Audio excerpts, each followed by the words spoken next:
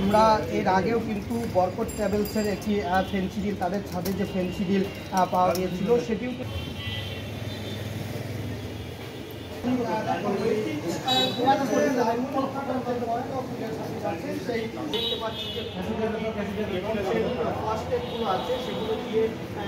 পুলিশের কাছে সেটি থেকে রেহাই পাওয়ার জন্য অনেক সময় কিন্তু কুরিয়ার সার্ভিসগুলোকে ব্যবহার করে থাকে। তো আমরা দেখছি যে পুলিশ সেগুলোর পরিমাপ করলো যে এখানে গাঁজা উদ্ধার হয়েছে এবং আমরা একটু কথা বলবো আছে তার কাছে জানতে চাই। আপনি তো এখানে আছেন, মানে এই যে প্যাকেটটা যখন বুক দিতে এসেছিল কোথায় যাওয়ার জন্য খুব দক্ষতার সহিত এবং চতুরভাবেই কিন্তু এটি তারা খবর পেয়েছে এবং সেটি আটক করতে সক্ষম হয়েছে। আমরা সেটি দেওয়া হয়েছে, ওসি স্যার আমাকে এখানে পাঠাইছে, দেখো তো ওখানে কী সমস্যা। পরে আমি দেখলাম আসে কার্টুনের মধ্যে গাঁজা। পরে উপস্থিত লোকজনের সামনে মাপা হইলো তিনটা, মানে তিন প্যাকেটের মধ্যে 10 কেজি গাঁজা, 10 কেজি পাওয়া যায়। তখন আমার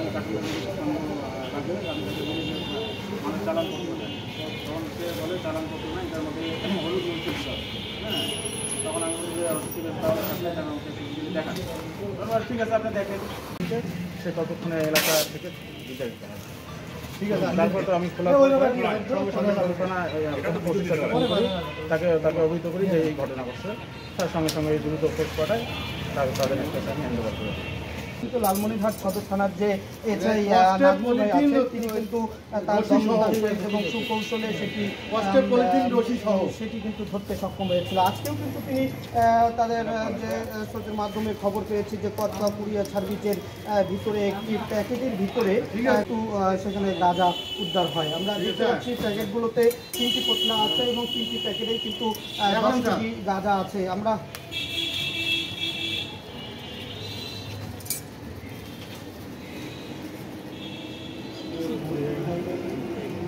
গুড়ের মতো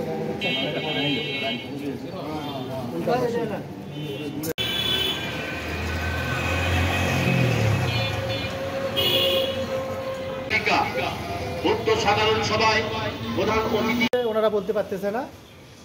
এখন আমরা তথ্য সংগ্রহ করি, তারপর আইনগত ব্যবস্থা নেব।